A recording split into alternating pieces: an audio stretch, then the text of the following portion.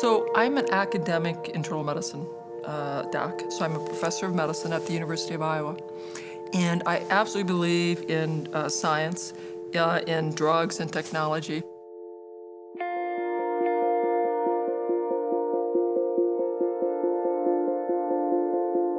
When I was diagnosed with relapsing remitting multiple sclerosis in 2000, I sought out the best MS center in the Cleveland Clinic, saw their best people, took the newest drugs, and treated my disease very aggressively. Still within 3 years, I had converted from relapsing remitting to progressive, and it was very apparent that I was headed towards becoming bedridden and quite possibly demented by my illness. And I redesigned my diet. The magic begins. Within 3 months, my fatigue is gone, my brain fog is gone. I can stop modafinil or Provigil. In 6 months, I'm walking around without my walking sticks or canes. I no longer need my tilt-recline wheelchair. In 9 months, I bike around the block for the first time. In 12 months, I do a 18-mile bike ride with my family. This really changes how I understand disease and health, and I'm discovering that people are responding really very, very well.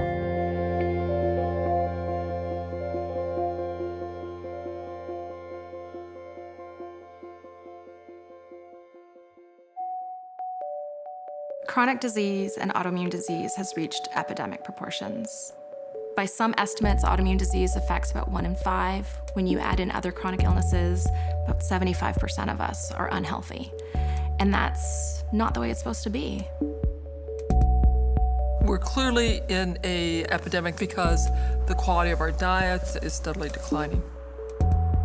These are day-to-day, hour-to-hour diseases that create a serious burden on individuals and families. So I think we're all having a different level of motivation at this point to do something different. The media chooses to look at these feared outbreaks on other continents when really we should be screaming from the rooftop that, hey, chronic diseases are on the rise, and yet we have the ability to change that. If you look at CDC data, you will find that the health of Americans has been worsening over the last 20 years. And I think because the primary driver is diet, it's also the way in which we need to find a way out.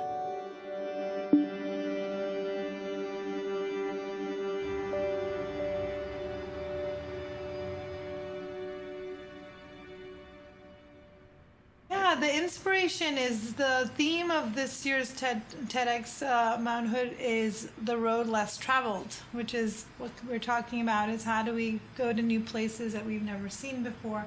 So I'm Sabina, and I live in Portland, and this is my studio. I'm an artist. I make installations and paintings. I also teach at Portland State in the art department. I turned 40 this year in August, and I got what they call ulcerative colitis, the lower left side of my colon, 50 feet. So it was pretty mild, but mild is like a relative term when you've sort of lived your life carefree and all of a sudden you're running to the bathroom and having bleeding and stuff like that. So a lot of my work is about taking things that have symbols of conflict and, transforming them, the idea of transformative power of beauty, and how do we connect past that. It really gets to you after a while, and I think that a lot of people don't realize, I didn't realize what I was doing to my own body. Ooh, now I'm gonna do your famous trick. My famous trick? What's my famous trick? Try to make it knock down. I'm Adam, and I live in Tigard, Oregon, and I'm 31 years old. And I live here with my wife, and I have 2 boys. And I work as a site manager for Intel. With our fridge here, so these things here, my older sister lives with us, and she drinks these kind of things. We don't normally drink these kind of things, but I drink yeah, we'll have like juice, probably a much higher intake of juice than we should be having. Our vegetable drawer is usually pretty light. in its contents. Hopefully that will change. I've always been reasonably healthy. I've gone back and forth between like a higher weight and a lower weight. You know, my cholesterol is kind of low on the good cholesterol and high on the bad cholesterol. Blood pressure is in control with medication, and most recently, when I had my last weight gain, I developed gastroreflux, acid reflux, and PVACs, premature ventricular contractions with my heart, which are kind of hereditary, but they've been very much exacerbated since, I had a weight gain. 5 days, you could have a new stomach lining. It's always trying to rebuild itself. My name's Amanda, and I'm a nanny, and I live in Bend, Oregon. I consider myself a pretty healthy eater, just already. I've always been a pretty healthy eater. That's why it's so frustrating that this happened to me. I was diagnosed with rheumatoid arthritis about 4 years ago. So most of my pain is in my wrists and my ankle. And wrists, I'm very limited in activities, simple activities like yoga. I was a huge yoga person, and now I can't put any weight on my wrists. Being a nanny, I have to be really picky about my family, is about the ages, because I am unable to, it's hard for me to pick up kids because my wrists, they don't bend really very far anymore. And it's funny, you wouldn't think you'd need your wrists to hold a child, but you really do. So it's kind of affecting my work. Recently, about 2.5 months ago, I started Actemra, which is also biologic, and that's an injection I give myself once a week. It's pretty scary looking. It's working-ish. The inflammation levels are back down to normal.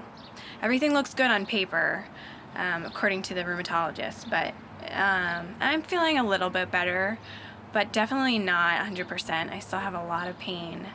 After hearing a lot of success stories, I am gonna give it a try, and I'm gonna really put my all into it, because it's kind of like my last ditch effort.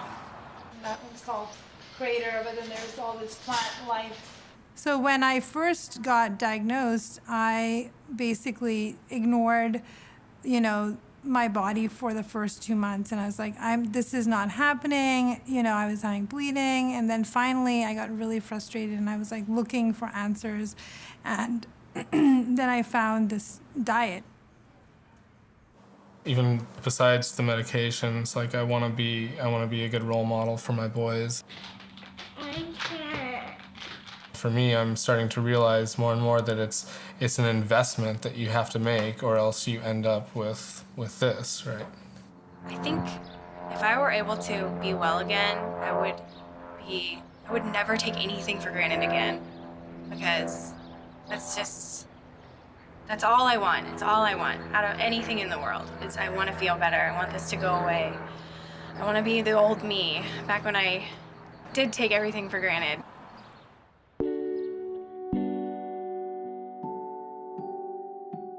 The conventional approach for a chronic disease is to diagnose and then immediately treat with the medication. And so we also compartmentalize diseases. So you treat by organ system. So as people accumulate more and more chronic diseases, they have more and more physicians on more and more different drugs. It turns out that among people in the medical world, there's not a long tradition of appreciating nutrition. Most medical schools have not included it to any great degree in their curriculum. In terms of the conventional medical model, conventional physicians aren't trained in nutrition.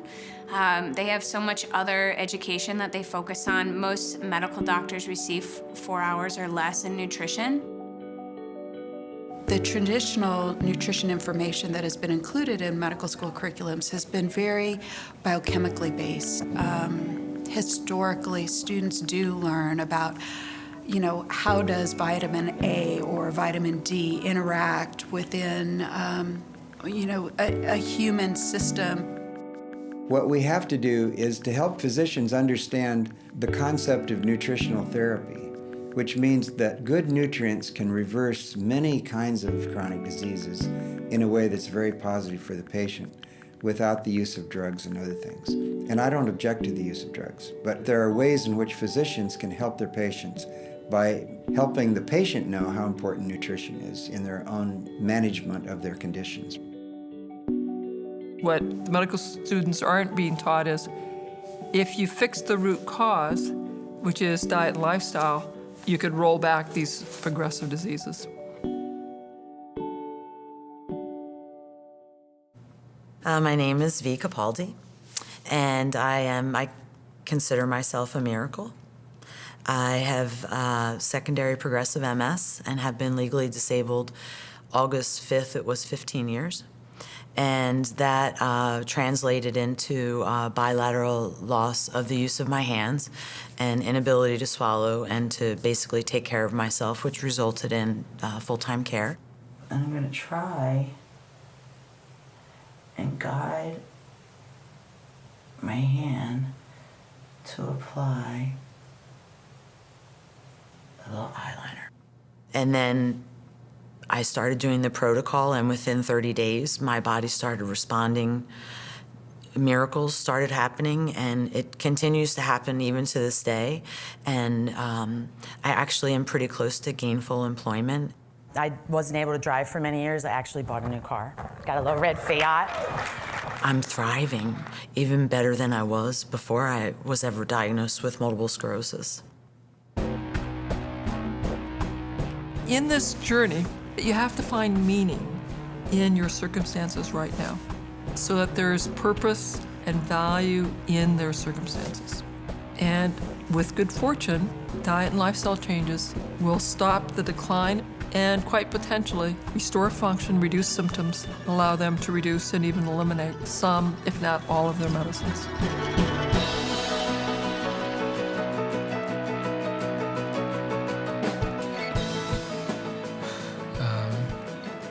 It's going to be, really difficult giving up all the foods, that you're used to eating, and especially like foods that are have high fat or high salt. Those kind of foods, I feel like my palate is geared toward the typical American diet. I think everyone has that moment where they have to have the aha and they have to commit. And I don't think that had ever happened until I was like, I'm eating this chocolate and probably in the next hour I'm gonna be in the bathroom with severe symptoms. And that kind of like behavior mechanism, like it's an electric shock, it really gets to you after a while. The hardest thing will definitely be, I think, the social aspect, because my friends are very social. Every day they're out doing something. And that usually, after some sort of outdoor activity, like a bike ride or a hike or, a long walk with the dog, they'll meet up at Brother John's or 10 Barrel or, and have a couple beers and eat pizza. So that's gonna be probably the hardest thing for me.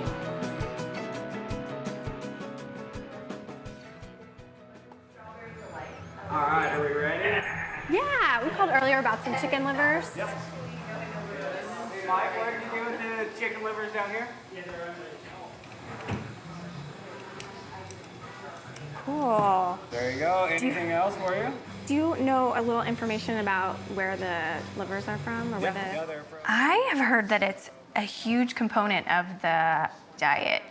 Emphasis on meat and vegetables, but also the organ meats, because there are some things in organ meats that you can't get anywhere else. Some organic feed, they're on a non-GMO project, things like that. And so that's cool. We actually switched to them because of that. So, okay. Yeah. Let's hope it's good, because liver sounds a little hard to stomach. Interesting.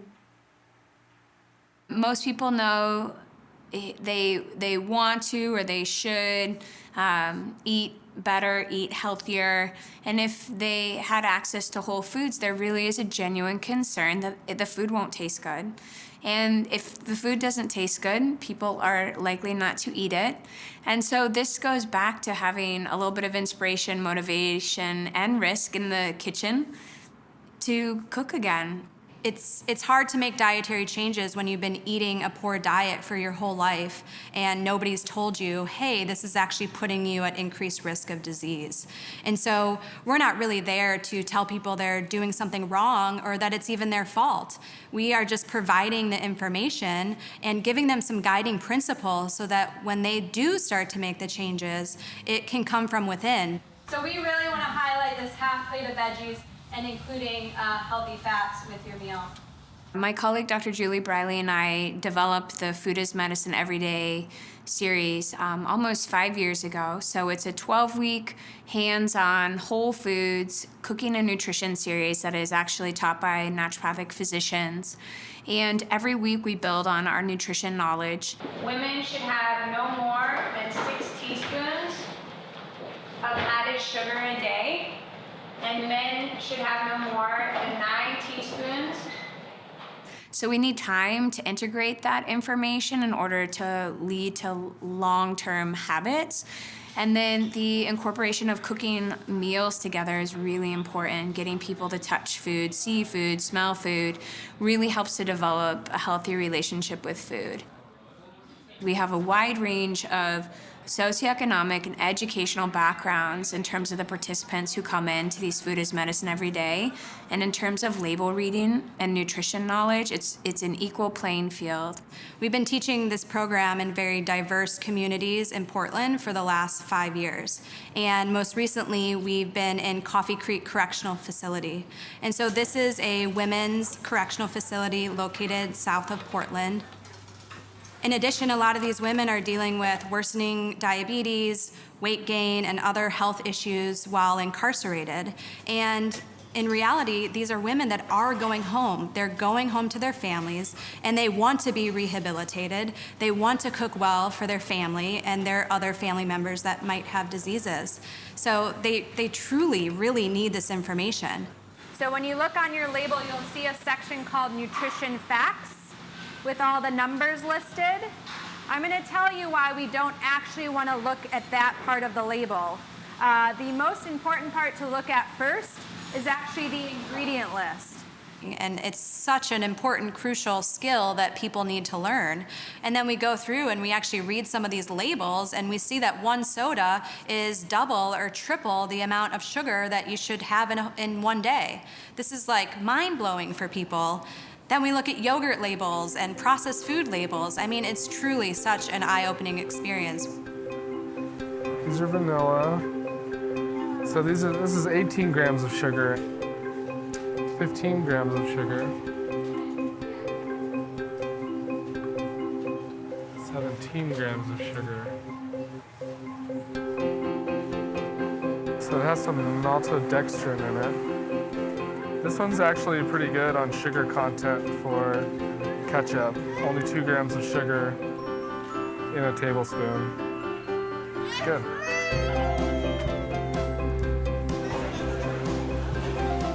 You like it sweet, not very healthy. My blood pressure is pretty high. I think the last time that I took it, it was 125/85 or something like that. It's elevated, so. I take a beta blocker for that. It's called metoprolol. And so, my goal with this project is to get off that medication. And a couple of the tools are 100% pomegranate juice and hibiscus tea, which both work to naturally lower blood pressure in place of a beta blocker. What are the ingredients? Is it 100% pomegranate juice, do you know? Just juice from ripe pomegranates. Perfect. That's exactly what I'm looking for. Absolutely. Right. Awesome. Just nothing with no added sugar or cherry juice in it. No stuff. Okay, perfect. Cool. All right, thank you so much. Yeah. What physicians, we get very uncomfortable when a simple solution fixes many disease states. But it turns out that the simple solution of a nutrient-dense diet filled with vegetables getting rid of the toxic stuff, is the simplest solution for nearly every chronic disease state. It may not cure you, but it'll certainly reduce symptoms, reduce the need for meds, often to the point where if you stay with it, you can get off medication after medication after medication.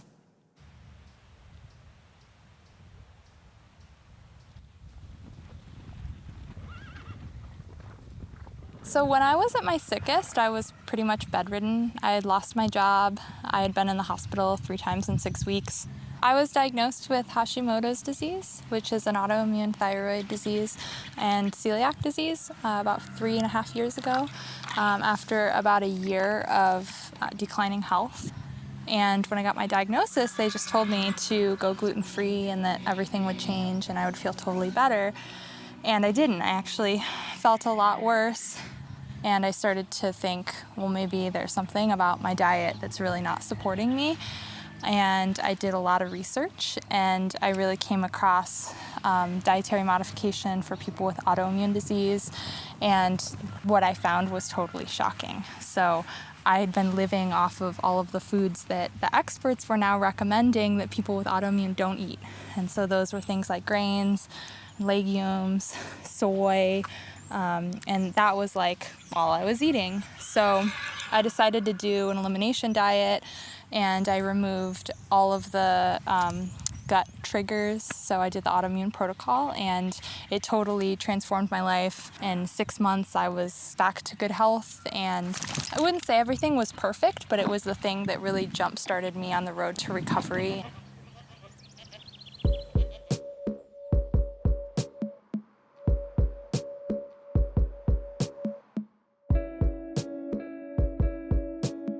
What we have come to accept as normal is the steady decline from the age of 18 with worsening blood pressure, worsening clogging of the artery, worsening mental capacities. When we quit eating all these vegetables and started eating sugar and white flour, we decreased the fiber content, and we used to have 100 to 150 grams of fiber in our diet, and now we have maybe 15 to 20 grams. So we're starving the health-promoting bacteria.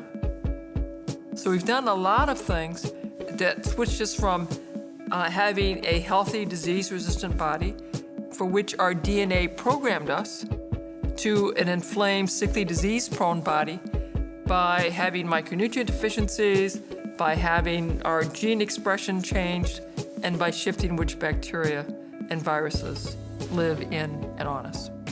The microbiome is all of the microorganisms that live on and within our bodies. And so there's about 10 times as many microorganisms that live in our bodies as there are cells of our own bodies.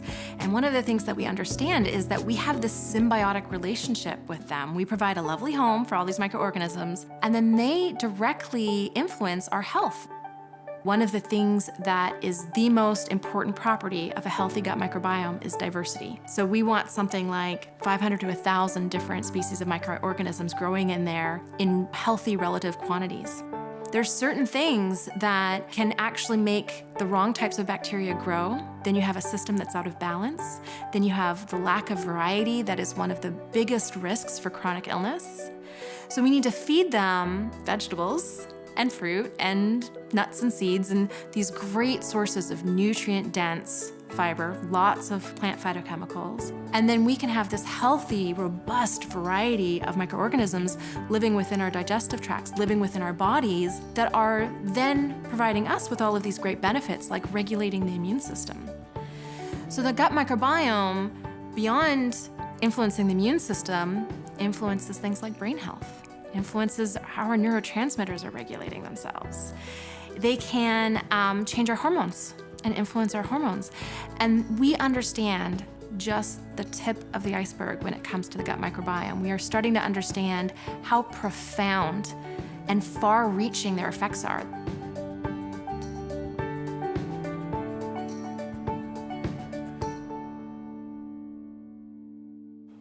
Do you want to stir it? Can you stir it for me? Sophia's into cooking herself. She's really good at telling me what I'm supposed to eat and not eat. Right, Sophia? You're like, Mommy, are you sure you're supposed to eat that? Like, yeah, you're right. It's actually pretty simple. People think that yogurt is really complicated, but it only takes 15 minutes. Not like you're chopping 3,000 vegetables. It's a lot easier. We don't put vegetables in here. I know, it's a lot easier than making like vegetable soup.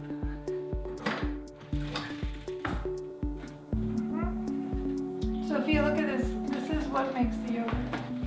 It's called the culture. Just like those, my science kids. Yeah, your science kids. Like when I started with this healthy way of eating, my inflammation was like 60, which is really high. And now it's gone down to normal levels. Like at the end of the day, I would come home from work and my lower back would be paining and I'd have bleeding. And now I can, you know, have a really energetic day. Like I can go to the zoo with my kids. I can go out in the evening. So I can resume a normal life, which last year was not possible. So that has been a major victory. And then we're just gonna put this on top and it will be ready in 24 hours.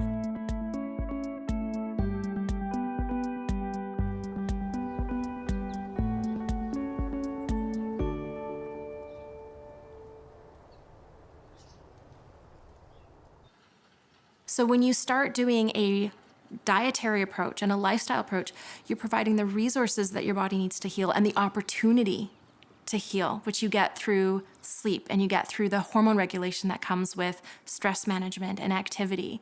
So you get resources and opportunity, and then you don't have to place a Band-Aid on the situation, right? The body has the most amazing capacity to heal itself when you actually give it the resources and the opportunity. And so when we give our bodies that chance to be healthy, our bodies take it. We don't need to just drug ourselves up to not feel bad. We can actually feel amazing. So I used to be morbidly obese. I had over a dozen different diagnosed health conditions, including 3 autoimmune diseases. And I was sick. I was in pain all the time. I had migraines. I had depression and anxiety. I didn't have any energy. And I had 2 young daughters. And I was right at the cusp of this really high-profile academic career without the energy to be a career mom and without the energy to try to balance what's necessary to run a successful academic lab in the current funding environment and be the best mom that I wanted to be for my children. And so I had to take time off of my career in order to just do one thing at a time. And I was not surviving motherhood. I was getting sicker and sicker. I was not getting enough sleep. I was a wreck and I needed a solution. So I started to apply my scientific background to my own health and experienced absolutely, what some people would call miraculous health turnaround. So within 2 weeks of changing my diet, I was able to discontinue 6 prescription medications. And it gave me back something that I didn't even understand I could have again.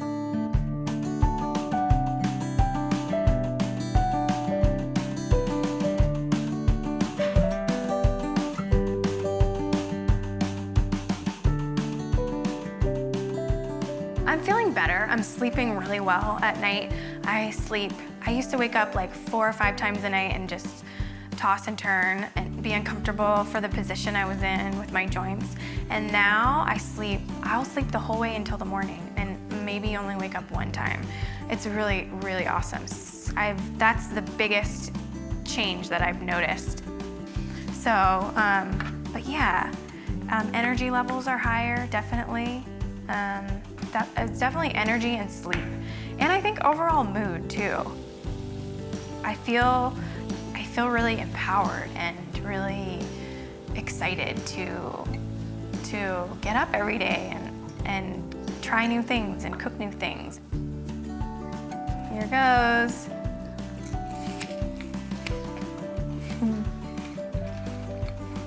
It's definitely not something that happens overnight, as I'm sure you guys know.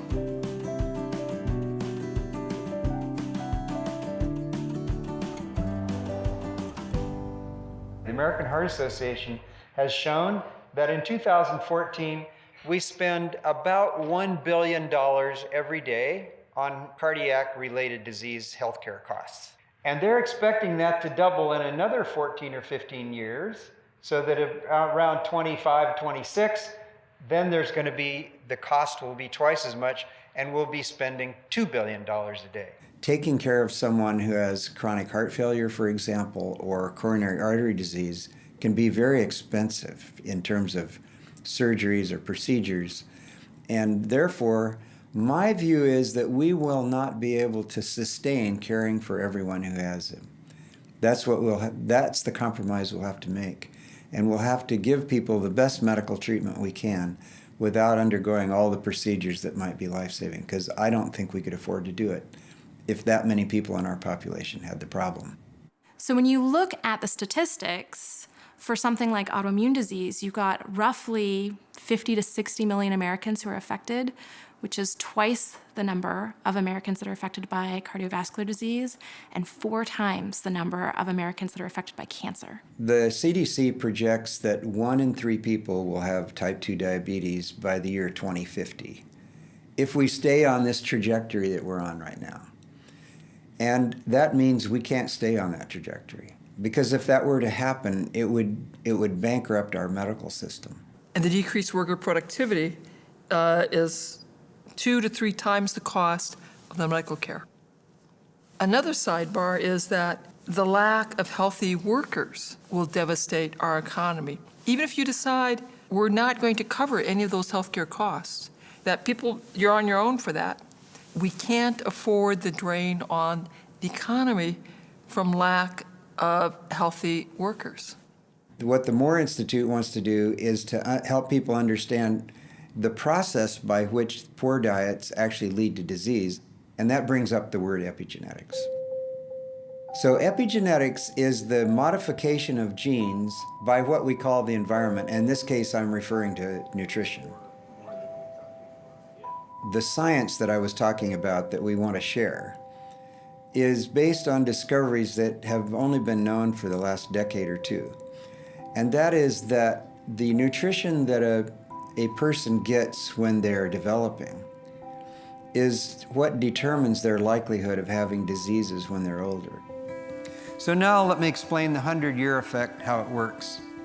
I'm in my 60s. My mother is in her 90s.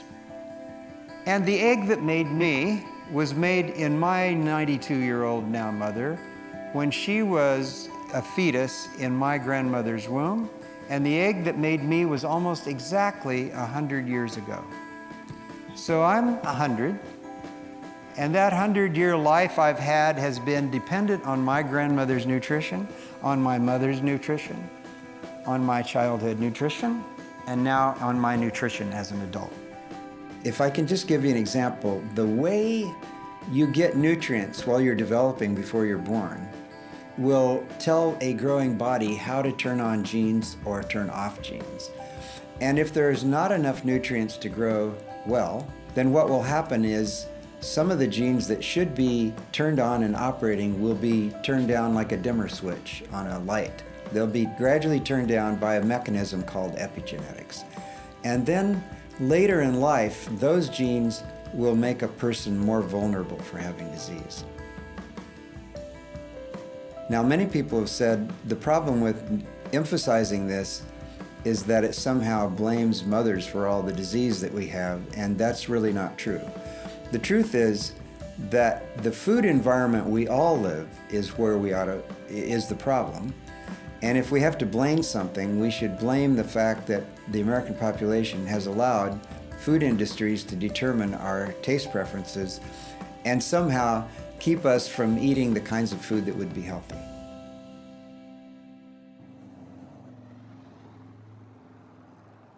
Last time I was making goat yogurt, and I was really enjoying that.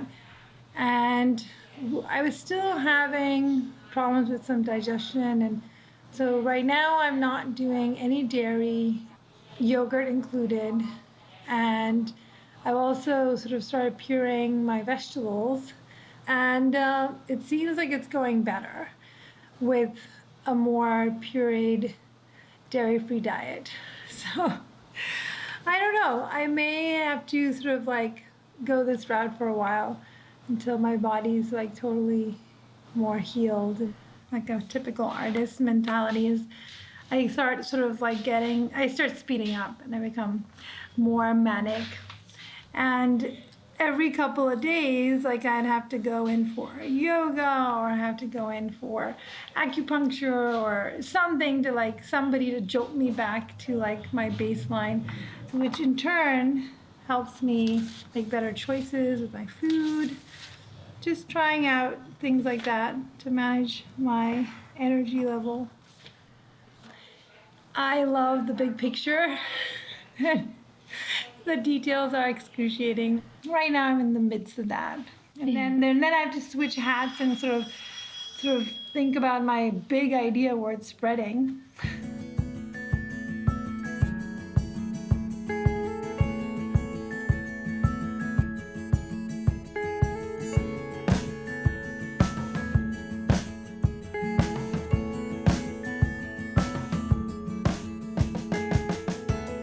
I think this is the beginning of a new movement in the prepared foods industry and the restaurant industry.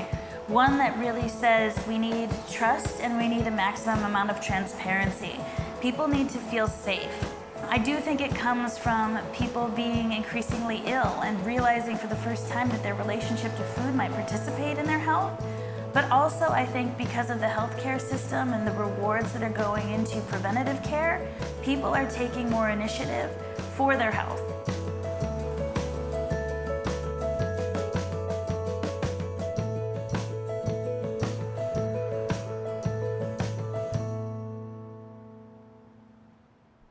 We're at Dick's Kitchen, named after me and functioning originally as my kitchen as I lived upstairs for a while and was able to experiment on this kind of a new idea. I've got a couple of genetic dice rolling against me, having both a methylation defect and a tendency toward either prediabetes or diabetes or something like that. So I don't manage blood sugar very well, and therefore what I eat is crucial. My health concerns are not unique to me. I've got probably a double or triple whammy going, but many folks have issues that will be made better by much more conscious eating. Dick's Kitchen is really an effort to promote not just healthier eating, but a healthier approach to how we source our food. The rest of our menu is intended to create food that people recognize as their favorite food, hamburgers and side dishes and potatoes, but done with much more thought and much more balance in mind.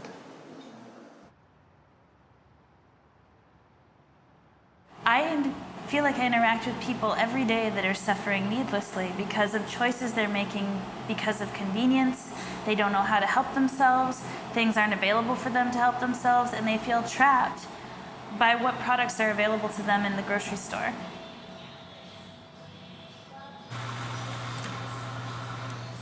Food is something that can affect us immediately, and so what's really amazing is to give people that experience of just having a cup of broth and noticing that they don't have a sour stomach in the morning. And it's just interesting to see parents saying they've never seen their children so calm, or they've never felt like they slept so well after a meal. And not a deep vacant sleep, but a restorative, healthy sleep, the kind you should be having. It's amazing how quickly the body responds when it has the tools it needs, and I think the tools that are the most accessible for the body come in food form.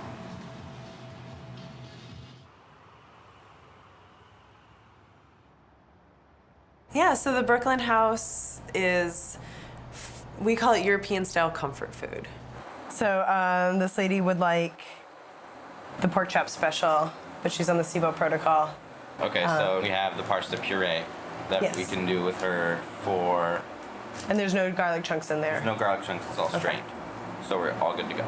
Thank you. And I often accidentally say that our patients need this or that when really I mean our customers. And it's because there are a lot of naturopathic doctors and nutritional therapists in this city who trust us. They've been here, they've talked to us, they know why we're doing what we're doing.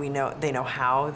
They have that transparency, and so they trust giving us as a resource to their patients.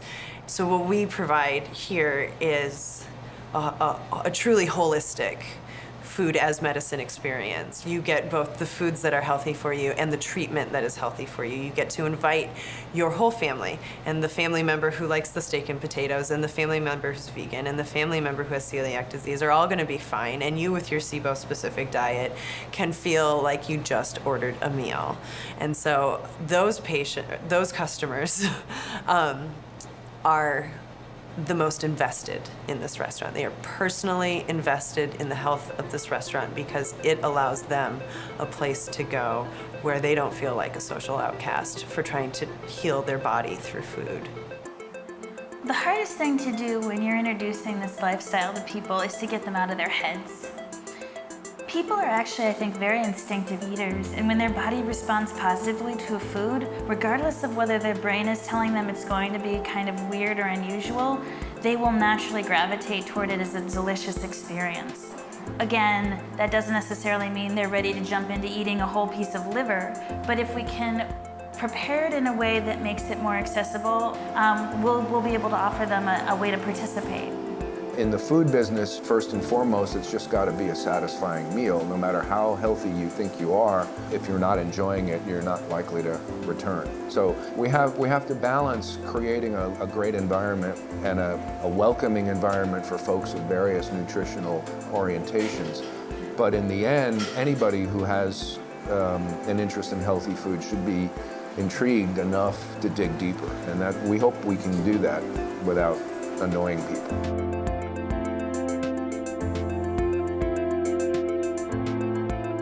Our fears all are faraway unknowns. Box us in. I ask you to step out of your box, climb over those walls, and look out of your window and enter into the space of the unknown. Volunteer at that. Sorry, I'm gonna start again. Sorry. Okay.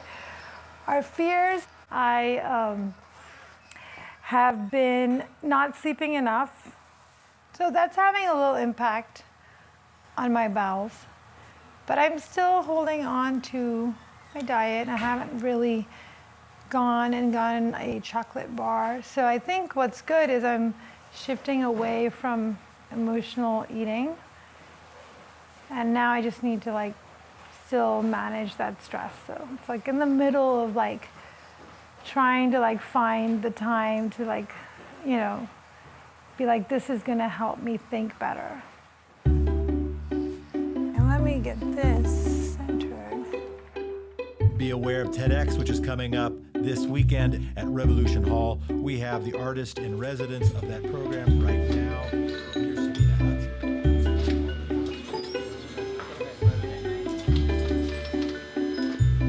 I love it. I know, it looks good. Yeah, the whole thing's gonna be amazing. How are you doing? I'm doing fine. You know, my talk. Have you heard about the talk thing? Okay, so my time was 15 with the animation on the 17th, and now they're like, oh, we're 3 minutes off with our whole thing. Well, I'm like, then you can be shorter. You can be 50 seconds. Yeah, good. Yeah, we might have to make it a little higher. I don't know. Okay, what's going on with this? Oh, be careful. Why is it so different?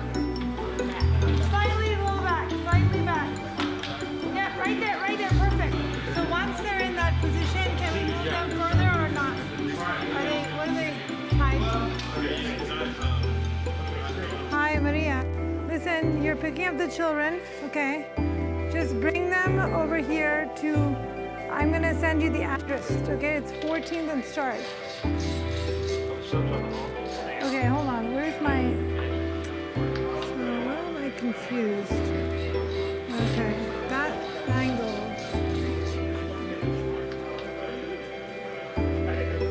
I don't know, man. I don't know. Maybe I should take one away. He's pulled it back. So I'm just gonna chill out.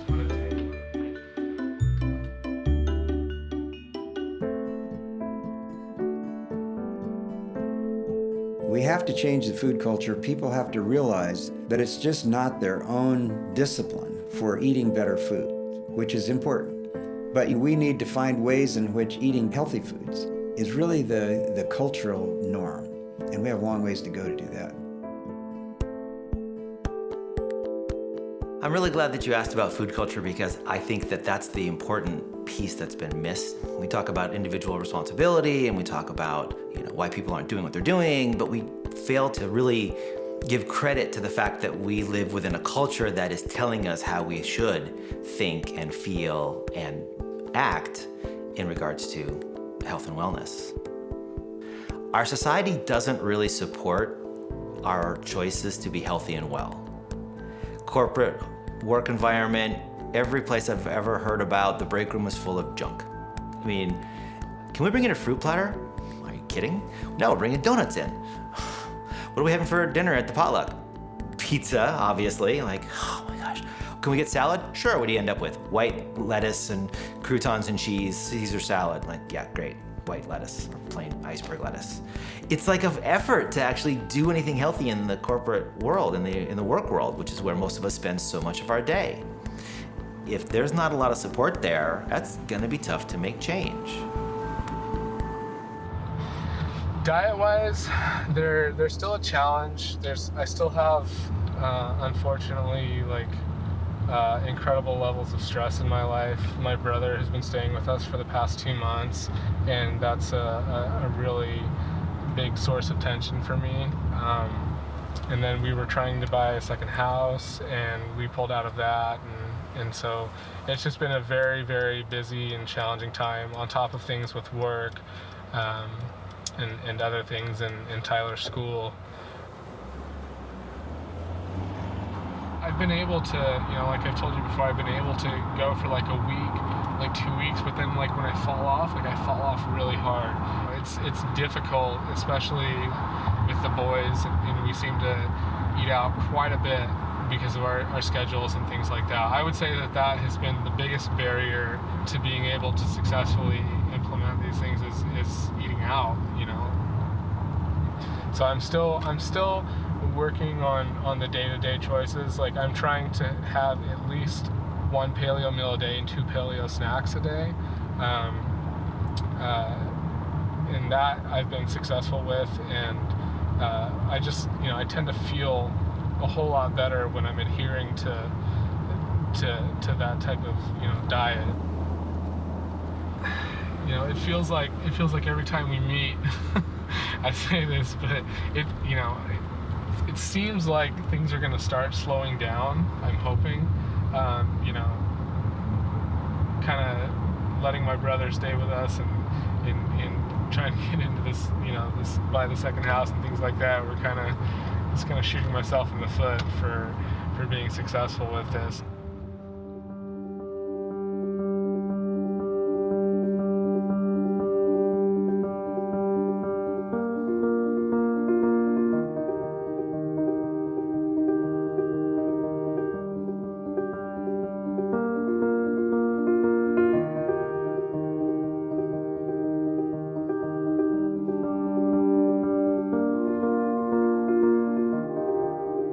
Really is these chronic lifestyle-based diseases that are really taking the greatest toll on our health.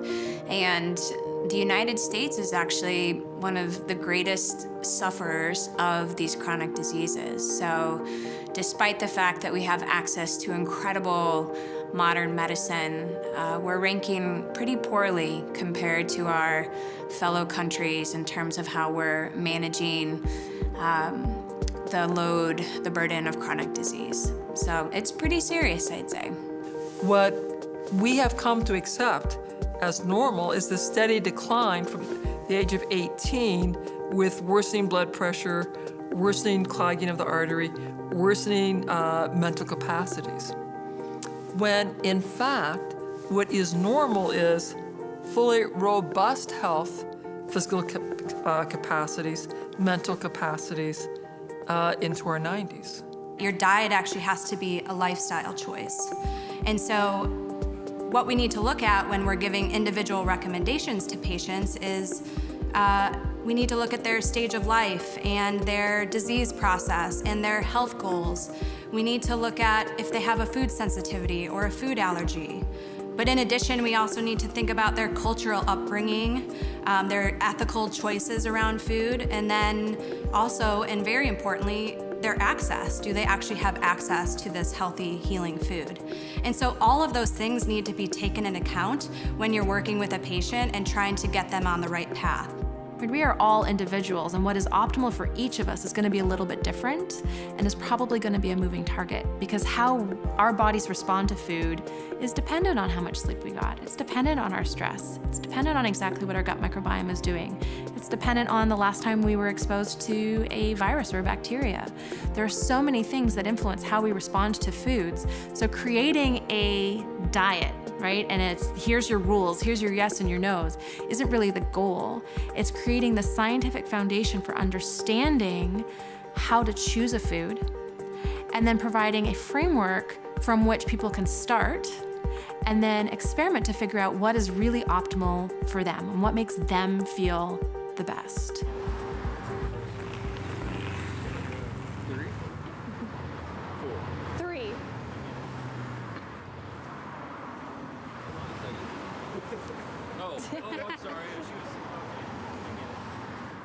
I have gotten off track for sure, and so I've just been dealing with that, I guess. I can definitely tell a difference in how my body feels when I was on track versus to now that I'm off track. Just things were better, little things that I think affect the condition, like sleep. I was sleeping a lot better, and energy, and not even the specifics of the actual disease or the condition.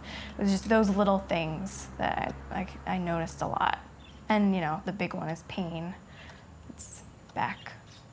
So unfortunately, I haven't been back to my functional medicine doctor because for a while there I was paying out of pocket. My insurance doesn't cover functional medicine. And so I was paying out of pocket.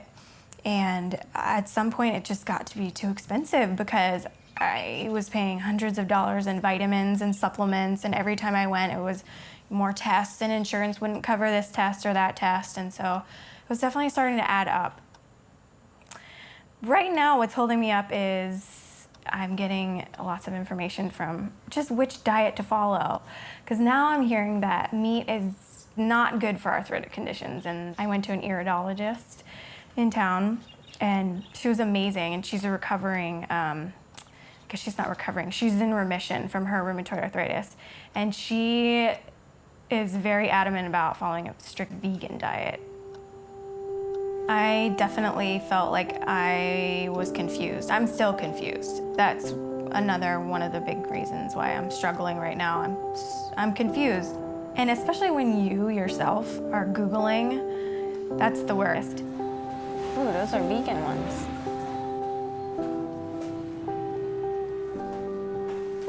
Yum. You can still find good information on the internet, but it takes a skilled eye to be able to sift through all the information and pull out the pieces. So I do think you can get some information from the media, but if it's specifically related to your disease state and you're thinking about making a big change, I think you do need to seek out a healthcare professional that has that training and that can work with you along the way. I think you often do need support and guidance and practical information to be successful. Right. And what do you understand what's keeping you from getting to between the I'll try and I can? I've made a huge amount of changes in this year. So, I do feel like I'm doing my best. And that's still not good enough. And that's what is so upsetting me, Yeah. and it's like, You know what? I've done all this stuff. Yeah, and it's I don't know still what's- the same thing. There's something right now that. And I think it's just also I think the thing is, like you said, you have to accept that you're not gonna be able to go back to that lifestyle, and so you have to accept that, okay, you've done all this stuff and this is part of what you're doing, but it's not going to get you back to eating ice cream. No, and I guess not that you want to eat ice cream in the first place. So. Well, that's where you have to go. And you know what? Everybody goes through a mourning process. Everyone does. Right. And you have to go through it. You have to let yourself go through it. And you have to be angry about what you're giving up, because you are giving up. Yeah. And then once you get past that, you'll be to the next point where you realize what amazing things you've gained from this. Sure. I mean, you will. I know you will. Even with a restricted diet, your lifestyle is actually going to be opened up because you're going to be healthier. You will be able to eat an immense amount of variety once we get your inflammation down.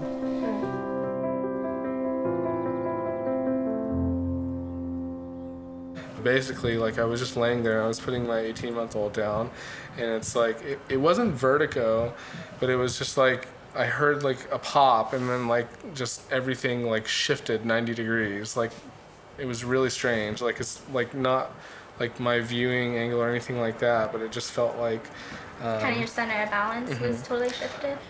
But I mean, I think it was more of like a situation where they really wanted to just rule everything out because the way that the symptoms were a little bit all over the place and could have aligned with something that was worse, which also kind of like fueled the anxiety and the not knowing. And I think going through that process and them eliminating things like in the end helped, because then it gets you realizing like it wasn't these things where it could have been. So I was pretty much in the emergency room all day that Saturday, and I had a CAT A scan. I had, where they inject you with the iodine and things like that, and not a pleasant feeling. You don't want to get, obviously, a bad prognosis, but I was, hoping that he would tell me, you got to start doing this or you got to start doing that, because this is, so. But it's definitely a motivator, absolutely. It's been kind of night and day as far as the heart palpitations, and really good as far as the reflux. But when I do go off and I'm not eating paleo, then the reflux kind of comes roaring back. So, and I think the night that I had the heart palpitation, I was having some reflux symptoms as well. So, it's kind of maybe related to that. I think I was a little naive on how big of an adjustment or a change it would be, especially with things like my work schedule and stuff like that. So, I've got to learn some strategies for when things don't go according to plan, how to keep it all together.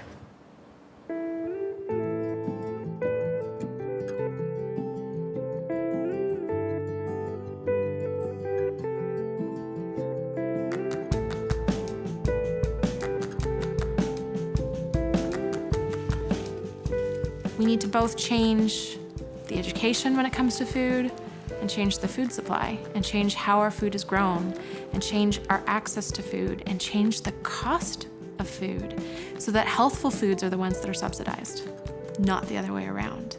And so it's a problem with so many different moving parts, and it requires us as a community to really demand that all of these different moving parts are addressed.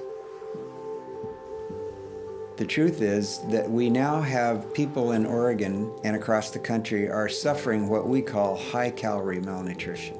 And I feel sorry for people who are in this condition. I don't blame them, because our food culture has driven us to the place where the only access of affordable food for many people are high-calorie foods that don't have nutrients.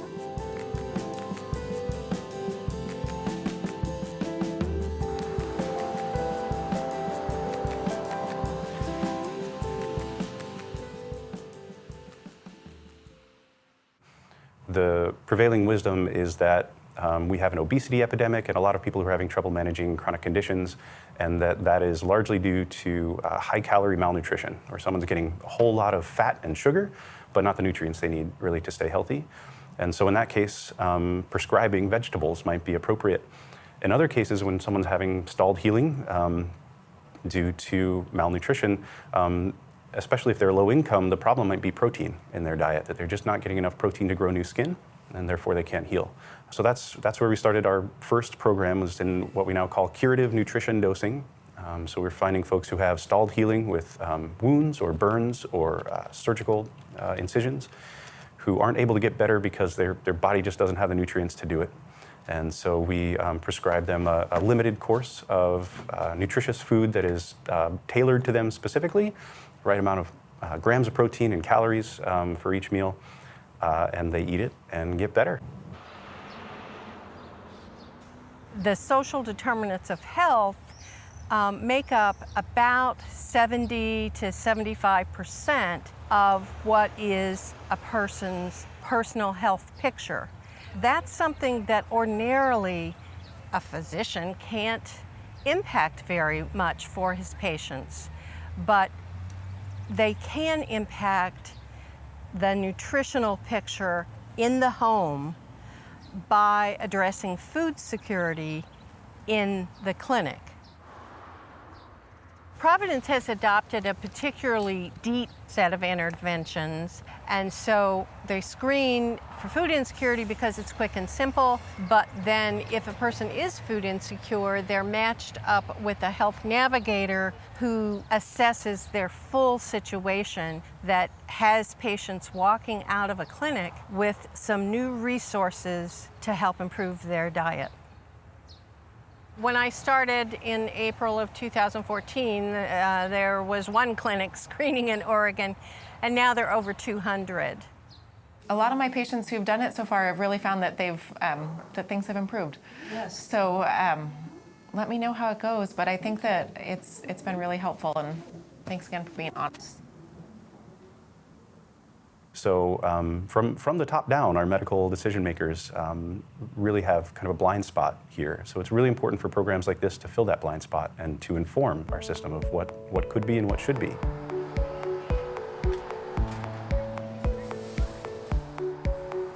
It's pretty exciting. We got this idea when we learned about My Street Grocery. We got this idea to write a grant through our Good Samaritan Foundation, which is the foundation here at our hospital.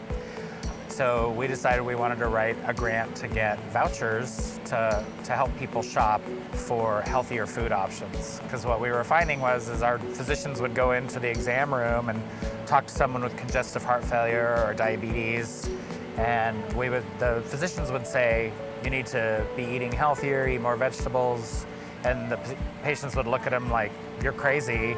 You know, I get $180 a month in food stamps and I can't afford that kind of diet.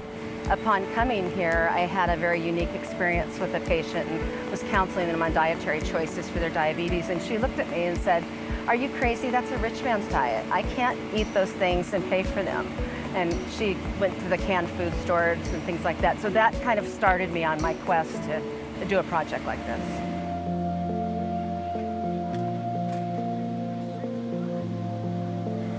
Basically, it's not only bringing the food to a population that really needs to have better access, but it's a more well-rounded approach to access, because it means relationships that are already built in, and that trust between patient and provider and social worker, and it's also financial access. It's dietary information specific to medical conditions. So I like to say that bringing the food into the community is not the end of our work, it's the beginning of our work. So we bring the food, and now with this partnership, we provide more resources that truly make it accessible. All the patients have to do is show up. They don't have to have an appointment on Tuesdays. So usually they're told by their physician, or they're referred off the Good Sam campus. They don't have to jump through any hoops. We've made it as simple as possible. And they come and meet either Scott or I, the social worker or I, and they get $15 a week, three $5 vouchers weekly. And by bringing My Street in, we bring in what we know is a healthier food selection. If we just gave them, $15 a week to go shop at Safeway, they might go buy, processed, prepackaged foods and, the inexpensive stuff that they're used to buying, because that's what they can afford. So here we know they're getting fresher, organic, healthier food items in their shopping. So these food programs are important because they are treating the immediate needs of patients. They're improving lives first, that's why they're important. And secondly, they're important because they're making a case for food to be used as medicine. I mean, they're helping insurers and regulators understand the role that food can play, how we can save money and reduce suffering with a small resource that's already available by just applying it in an innovative way.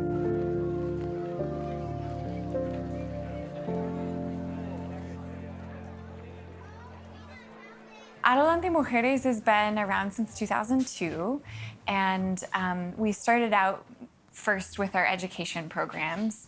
And one thing that we were seeing over the last 10, now 12, 13 years, is that the mujeres, the women that we see in the program, their health has changed a lot over that generation of students.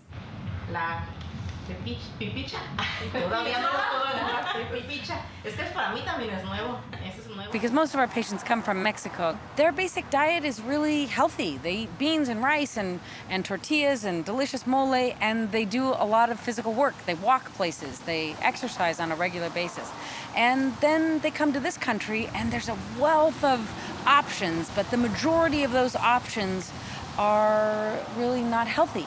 And so a couple of years ago, Adelante Mujeres really wanted to make a concerted effort to not only address food, but exercise, stress relief, all sorts of holistic parts of health.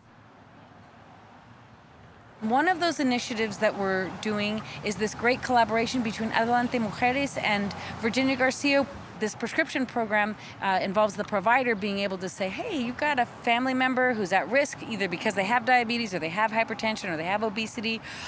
Would your family be interested in getting some education around healthy eating, learning how to prepare healthy food, and then getting a voucher to go to the farmer's market? And so I have several of my families that have participated now for second year, and they're really making great strides in making healthier choices and having access to that fresh local produce. We are with Virginia Garcia, so the doctor recommend the patient with us. So we are in this group where we have the classes, and these classes is every month, one time every month, and they receive $6 per person in the house per week. So and they can spend that money at the Forest Grove Farmers Market. Another part of the structure of our program has been to have consistent relationships. So the folks that they're seeing in these monthly meetings are the same staff that are at the farmers market that can help them navigate once they get there. Okay, we did that thing in class, how are we gonna find it in the market? Or I'm searching for this type of chile or something, or do you know a farmer that has this or that? And so feeling confident that they're going to, when they arrive at the farmer's market, have someone to also be there to kind of be a support when they're trying to find whatever, or feel more welcome when they come to the market. They're enjoying eating more vegetables, and then we can also follow their metrics. You know, when they come into the clinic, we weigh them, we check their blood pressure, we check their blood sugar, and we're able to see small but steady improvements in their health. And again, we're getting the whole family involved, because even if it's a mom who has diabetes or is overweight, we know that their kids are at risk as well. And so the more vegetables and fruit that's brought into the household, the healthier they're going to get used to eating. So that works really well. Para la siguiente reunión, tener y podemos buscar una receta para hacerla. I think with the community, there's really nothing worse than feeling really isolated and alone and like you're the only person doing something. And when you have a community, you're really motivated to stay on track. So when I was really sick, I had a very small community, maybe 3 or 4 people that I was talking to almost every day. And when they had successes, even if I wasn't experiencing success, I was so motivated to keep doing what I was doing.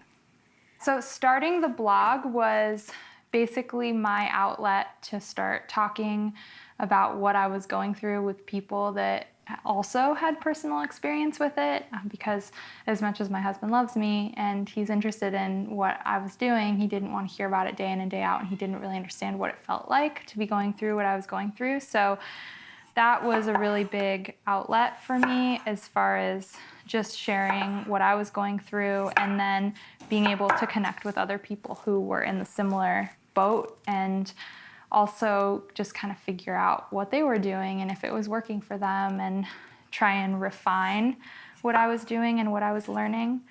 In addition to that, I do try to do a lot of community building, because I really believe that the people that are able to be successful find community and have friends that can keep them accountable and can have like social gatherings with and kind of commiserate and collaborate with. So I try to share a lot of that on my blog too, to help people connect with each other. Environment is super important, and that translates to the house, the home, wherever that might be, whatever that looks like for someone. If the people in your household, your immediate nuclear family, whatever that might look like, if there's not a lot of support there, that's gonna be tough to make change. So that's tough. And then the environment that you are in socially, outside of work, what are those people doing? Where are they going? How do they support you? Oy, that's really hard. So if we had a culture of support for everyone to do the best that they could, rather than this judgment that continues to happen almost all the time, it'd be a lot easier. So what people have said about the groups that I run, the food story groups that I run, is that these groups are the only place in their entire lives where they can have the conversation about food and food story and body image and fitness and wellness, where they know that people understand what they're saying without them having to explain it in great detail, like just because they get it, they're living the same sort of stuff. But it's really helped you, the diet? Yeah, it has, when I'm on it. And I'm doing it religiously. It's been a struggle for sure. Yeah. So Adam hopefully will make it, but he may not make it. His life has just got crazy busy this morning with work, and he had to take off to work, unfortunately. You need community. You need your tribe who really get what you're going through. That's so necessary for people to succeed, because so often they feel like, again, like I'm the only one who can't get my act to get together. I'm the only one who doesn't have the smarts or the information or the wherewithal or the motivation or the willpower to make this work. Then you go sit in a group of 6 people and they all go, oh yeah, I totally get that, I'm the same way. And you go, oh, wait, oh, I'm totally normal. There are people who get what I'm going through. You're going through what I'm going through, okay. I think the best thing, and this is the hardest thing, is like the empathy for yourself when you do fall off the wagon and you do screw up. Like the empathy for that. Like nobody's really there to be like, hey, you know what? Because they don't even get it. They don't even realize it's really hard to be in your shoes and like my shoes. Having a supportive community actually directly improves our health. So having a supportive community actually changes our hormones. So it changes things like cortisol. It changes how our bodies are responding to stress. It changes things like oxytocin. Called the love hormone. So when we are feeling connected and supported, we're producing more oxytocin, which is anti-inflammatory. It helps regulate the immune system. It helps set up this situation in our bodies where our bodies can heal. So having a sense of community and support has been well established in the scientific literature to improve health outcomes. And so when we have that, we don't just have the practical part of this person who understands what I'm going through, this person who's a cheerleader or a shoulder I can cry on. But then we get this wonderful hormonal response to having that community that by itself helps speed up our healing and promotes better health. So it's absolutely fundamental. That's awesome. I was super secluded in the beginning, and it made me really bummed. So I just was like, put myself out there. And it's so funny because I had met you before at Mickey Trescott's book talk at Natural Grocers. We sat beside each other because I recognized you. I had really fast success with it. By November 2013 was my last MS flare. And I made it 1.5 years with no flares at all until I accidentally ate 1 bite of gluten at a restaurant and I lost feeling in my leg for 3 months. And it is just now coming back. It's definitely comforting to feel that you're not alone in this. Beth has definitely inspired me. I love her story, and it's like real. It's real evidence. I mean, I haven't had an actual like huge flare up, so I haven't been able to experience that, but she has, and you know, it's a real thing. This whole thing with diet and body, it's real, and so I love that I found someone so close to me that has put themselves into remission through diet. That's so inspiring because it's a long road and it's so frustrating, and you are definitely, I've been tempted to give up, but you know, when you have a friend and a success story, it's definitely keeps you going. You know, I really had to think about it of how much joy do I get from being in a restaurant to how much joy do I get chasing my kids at a park. Right. I get way more joy chasing my kids at a park than I do eating in a restaurant. Yeah, so I was on prednisone for 3.5 years, 10 milligrams a day for the first 2 years, and then the last year was 5 milligrams a day, and then like the last half year, I was just going down every month, 5 milligrams, 4 milligrams, 3 milligrams, 2 milligrams, 1 milligram, and now I'm completely off of it. Yay. So that's a good feeling because I was really nervous about the long-term effects of prednisone, so. I like them too. I think I'm used to the tartness and the natural sweetness. I feel like we really do. There's so much effort that we put. We're like hard workers as people with disease and dietary restrictions. We're like the hardest workers.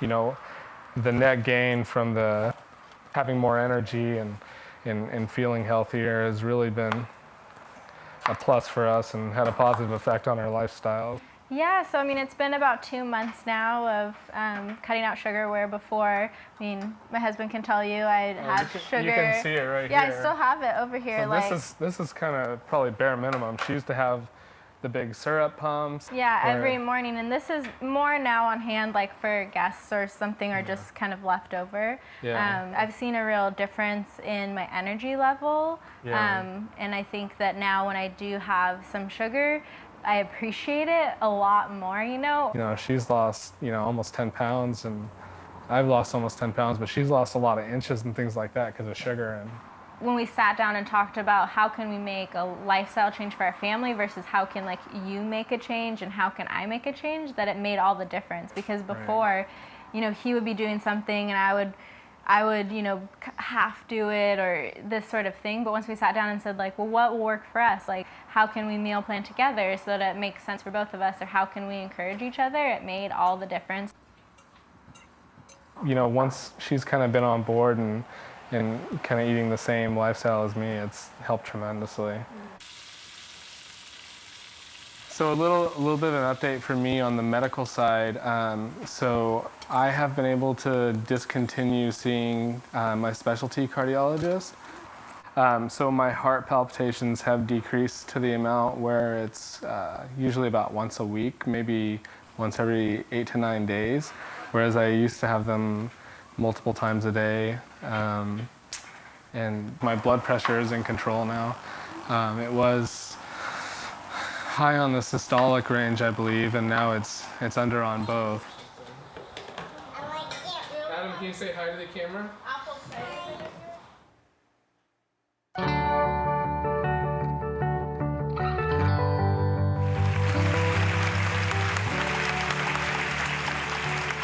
Good morning. I made all this.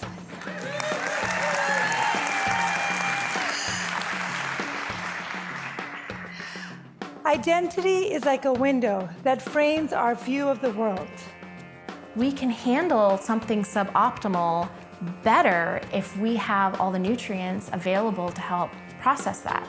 So we can handle a stressful event. We can handle a late night. We can handle exposure to a food that normally would be really inflammatory for our bodies. We recover faster. And so having an overall nutrient density focus in the diet becomes the foundation of a diet that supports health. The inflammation has gone down a ton, and so I don't have as much pain. in all of my body. Yeah, so it's been making my mobility better. It's been making my energy levels go up. Just my mood, my sleep, everything has gotten so much better. I would say I'm down about 15 pounds. And then, you know, just like little things, like my skin has cleared up a lot. And other things, like I'm not as anxious. Things are better and things are improving, and we're working with the slightly modified treatment plan, which is more of the same, like staying with my diet and staying with my healthy yoga. People are stating we want time with our physicians. We want more office time. We want education about prevention. We want education about food as medicine. I think that the medical community has a lot to learn about how important nutrition is. And by the way, I keep meeting people who are senior level doctors in medical institutions who are like me, who have come to realize how important nutrition is and are actually using it now. Just working with my doctor, test results, really seeing how these, you know, the foods impact my body and my blood pressure and my A1C and those type of things, you know. I'm glad that I worked on the first diet and failed, because it's given me a lot more drive and a lot more incentive. It's just trying to keep on track and, you know, trying to not diverge off of that. And the process was not linear, I think. These stories are like windows into our past, and I need to share this knowledge with my children, and I ask you to do the same. And this will become a source of learning for generations to come. I want to be playing soccer, playing music with my children, grandchildren, great-grandchildren in my 80s and 90s, and preferably when I'm 100. I'm getting my health under control, and that is what was the step I wanted to take before I could move on to the next step, which would be having a family. You know, once you start to see success, then, you know, you start to get the motivation, and it's easy to keep it going, you know, but in the beginning it's hard, right? So, yeah, you know, I think that, you know, I have a lot of hope for my journey going forward. I can still have a fulfilling life and actually make these changes, and I don't have to go back to that old, that's not the goal of getting healthy. And in the meantime, I say go home and cook a healthy meal in your home with your family, because that's what you can do today, what you can do now. And this isn't like a cute Portlandia joke. This is real, and it matters. This has really changed my life for the better. It's like almost saved my life. I'm still on my journey. This is, you know, maybe the end of the film, but it's not the end of my journey for me. We can all find our path forward by breaking out of our boxes, by painting and reclaiming our cities, and recording the lost stories in our communities. Because when we look out of our window of identity, we are all under the same blue sky.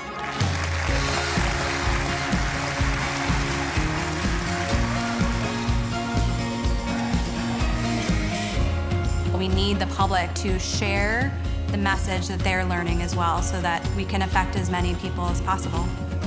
And I do believe that that compounds on an exponential level on a community scale, that if we can heal ourselves, if we can feel good in our bodies, then we want to share that with our friends, our family, our community. This is a lifestyle. This is a lifelong commitment to health, and it is a journey.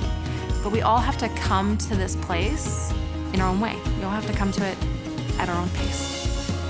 The future of healthcare is teaching people how to create more and more health in their lives. That is the future of healthcare, and whatever profession of the future.